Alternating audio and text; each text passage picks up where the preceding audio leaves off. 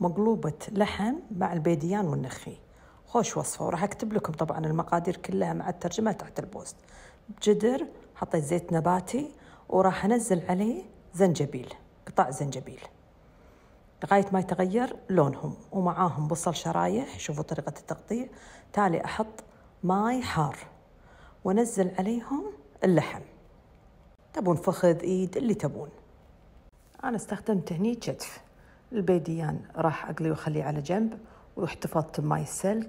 هني اللحم راح احط عليه ماي ورد وزعفران، شوي رشة هيل ورشة دارسين، ملح فلفل اسود، شيء بسيط، واحطه بالفرن.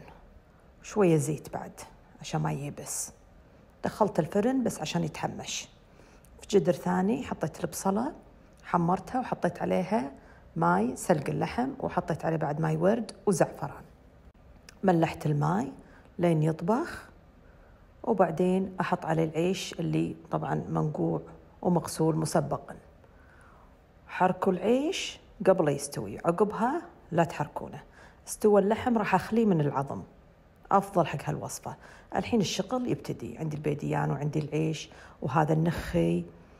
الجدر راح أحط فيه النخي، وهذا اللحم اللي أخليته من العظم أحط فيه النخي مع شوي من الماء، وأسوي طبقات بيديان وعقبها اللحم،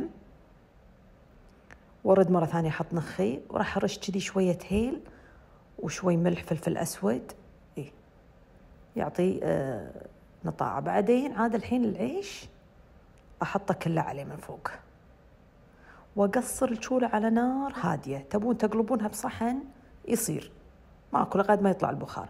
وأكرمل البصل. أنا نشبت لأن عندي ماعونين، نشبتها على ماعونين وزينته بالبصل المكرمل. وسلامتكم، عجيبة، جربوها.